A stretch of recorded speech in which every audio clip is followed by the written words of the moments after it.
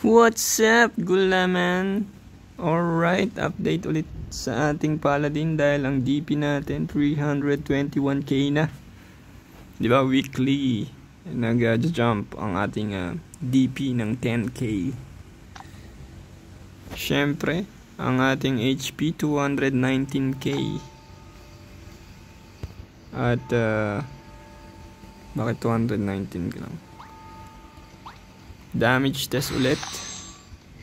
Ang average natin yan 456. Ang average 430. Pero yan, on some crit umabot ng 490. Diba? Pagka gumana yung 3% chance ng ating costume.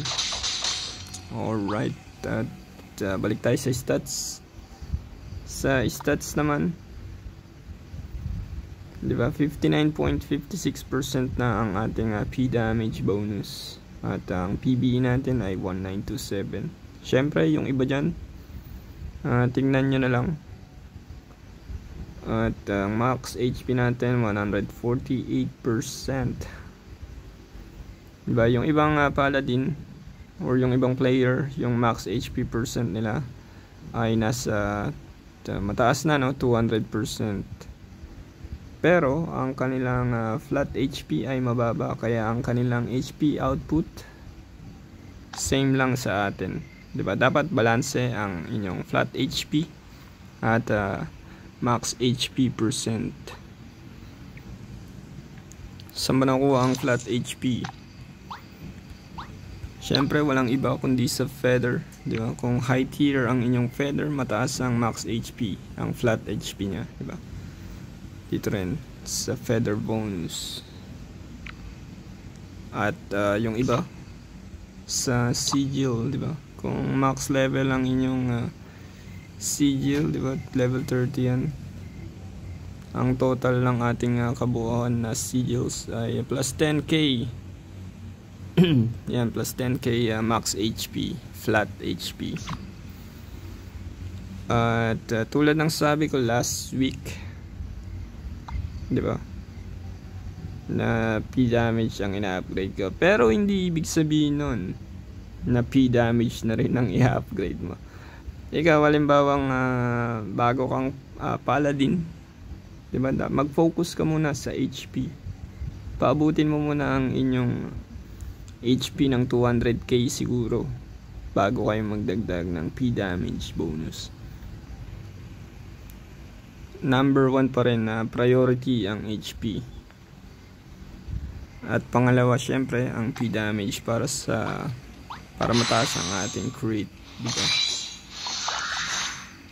At ano pa ba? Ngayon sa feathers, ay yung sigil pala, no? Sigil muna tayo, di ba? Bago na yan. Radiant Guardian na ang gamit natin dyan. Yung iba nakikita ko, ang binili nila yung Primal, di ba? Kung bibili ka na lang din, di ba? Di Radiant Guardian mo na, sagad mo na. Kasi ano naman tayo, tank. At para makasurvive sa Juperos Panda, di ba? Kailangan mo ng Radiant Circle. Or siyempre hindi lang doon sa Panda Club, sa iba pang mga PvE boss, 'di ba, sa mga AOE tulad nung AOE ng mga Chimera or ano ba yung ibang boss, basta yung mga may AOE na masasakit, 'di ba? Kailangan mo 'yan kung hindi mo pa na survive yung one hit. At syempre sa mount, yan ang kinukuha lang natin dyan, Furious at Cute na paunti-unti, di ba? Binibili natin yan sa diamonds. At ang eto, napansin ko lang sa mga ibang player, nag-iipon sila ng diamonds. Diba? Dapat pinang-upgrade niya ang diamonds. Kasi ang diamonds is equal to divine power natin yan. Diba? Ganun din sa statue. 'Di ba? Yung iba, yung tawag dito, yung carving chisel nila, sobra-sobra na 1,000 plus na. Hindi nila ina-upgrade yung iba. Upgrade niya din, 'di ba? Para maganda ang ating stats. Lahat naman 'yan sa Paladin may tulong. Halimbawa, ito, 'di ba? Ang dagdag nito, magic attack, MDef, int. Bakit yan ina-upgrade? Ang magic attack kasi, 'di ba, ang Paladin merong heal na skill. Minsan nagde-devo kasi ako. Kailangan ko ng magic attack para mataas ang ating heal. 'Di ba? Syempre MDef, int. Alam niyo na, pag int sa MDef din 'yan. Kaya upgrade nyo rin lahat naman ng stats. Halos lahat, 'di ba? Makakatulong sa ating Paladin. Ngayon, medyo natitigil na ang ating pag-upgrade, 'di ba? Tier 6. Tier 6 dyan, tier 6 din, 'di ba? Tapos dito tier 4. Medyo nalilate ang ating truth feather sa time feather, 'di ba? Mas mabilis i-upgrade tong time feather kasi nakukuha natin yan sa guild dungeon at sa mga ibang event. Kumpara sa truth feather kasi may ina-upgrade pa tayong defensive feathers, di ba? Tulad nito, magti-tier 13 na siya, di ba? Kailangan ko na rin tong i-upgrade. Tsaka yan. Tapos dito, saan ba yan? Itong pangatlo. Yan, itong pang-apat, tier 11, di ba? Kailangan niya na rin mag-tier 12 kasi naiiwan siya. I-upgrade na rin natin tong Terra Feather. Diba? HP naman yan eh. Kaya tapos yung P damage, diba? Kukunin na lang natin siya sa Medal of Heroism at sa Fire Medal. Diba? Balik ulit tayo. Palitan lang, diba? Pagka diba, this week upgrade ka ng P damage, o next week naman HP naman, diba? Para balance ang ating stats. At di ba? Gamitin niyo lang ng gamitin ang inyong diamonds. Kasi DP nga yan. Wala naman nagbago pa diyan sa ating virus score. Same pa din. Skill pala, no? May nagtatanong. Tsaka PvP pala. PvP muna, di ba?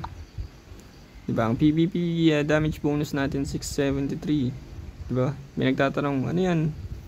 Ba't ganyan? 673, ba't ang baba? Nakakapatay ba yan? Oo naman. Di ba? Tignan natin ang tawag dito, ang event ng Guild League, di ba? Summit ranking, past result. Ito, talo tayo dito, no? Ayan. Pero dikit itong laban, di ba? Kita niyo mas lamang nga kami sa kills 607. Kaso talo kami sa flag capture kasi buisit itong Paladin nila na hindi namamatay, di ba? 4-star, di ba? Kumpara mo sa aming lineup. At di ba, pang ilan tayo diyan? Di ba? 3-star lang tayo, di ba? Pero 21 kills tayo diyan. Oh. Ganyan ka OP ang Paladin, kaya dapat na-nerf talaga ang Paladin. Diba? Sipin mo F2P ka, tapos low PvP damage bonus ka, tapos napatay ka. Dapat hindi, diba? Hindi naman sa dapat hindi. Dapat ano lang, normal lang. Kasi kahit mababa ang P damage na tawag dito, ang P bonus natin, PvP bonus natin, kahit mababa, minsan nakaka 1 hit pa rin tayo or 2 hits ng malalambot na player. Kaya OP talaga ang Paladin. At ayan, balik tayo sa skills. Ang skills na ginagamit natin, tatlo: Devotion, Shield Sacrifice, PvP. Pero dahil bug ang shield, hindi muna natin yan nilalagyan. Hindi gumagana kasi ang heavy shield training. At ang ginagamit ko lang itong Kabalik tayo sa Devo. Yan, sa Devo naman, ito ang ginagamit natin sa PBE or MVP. At iba pa, Juperos, NT, itong ginagamit natin. Bakit ito, di ba? Minsan pag grinding, meron tayong level 5 na shield boomerang dyan, ay na rin ang ginagamit ko. Wala tayong auto guard. Bakit walang auto guard? Dahil ang auto guard, nabablock niya ang damage taken. So bawas yan sa damage taken score natin sa MVP. Kaya level 0 lang yan. At yung iba pang reduction tulad ng shield reflect. Kung di nyo alam, ang shield reflect merong reduction buff. Yan, 1 milli reduction buff. Kaya hindi natin yan nilalagyan. Syempre meron tayo ditong level 5 na sympathy. Kung di nyo alam kung ano ang sympathy, di ba? Pang-agaw ng aggro yan, di ba? Kung mapapansin nyo sa party, minsan naagaw ng sniper ang aggro ng paladin. So kung kukunin mo yung aggro ng iyong party member at idadagdag yon sa iyong aggro or sa iyong hatred, di ba? Mas mataas ang iyong aggro rate sa MVP. Mas madali mong makukuha ang aggro ng MVP boss.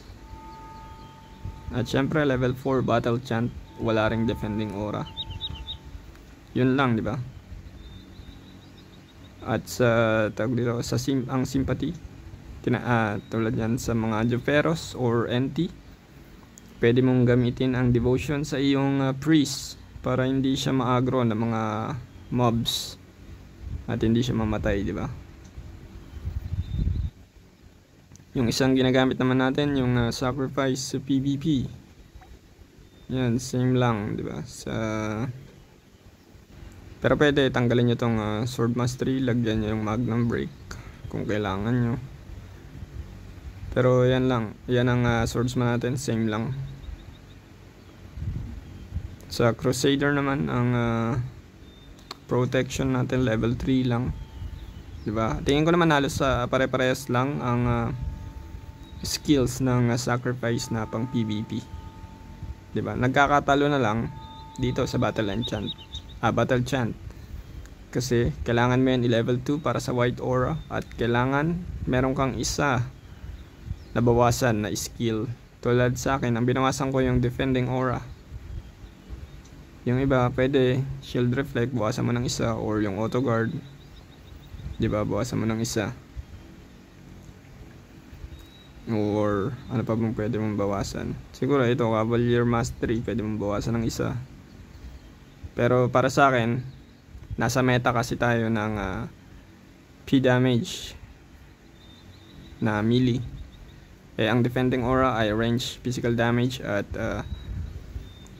magic damage. Kukunti na yung mga wizard ngayon, di ba? Nag-convert na sila sa trapper, yung iba, or yung ibang wizard naging paladin na rin. Kaya hindi wala pa sa meta ngayon yung magical damage resistance. At ano pa ba? Okay, may nag-chat. At yan lang siguro, di ba? Wala tayong papakita sa inyo. Nag-grind tayo ulit sa dark frame. Pakita ko na lang yung clip kung paano tayo mag-grind, di ba? Baka hindi pa rin alam nila nung iba. Okay, peace out.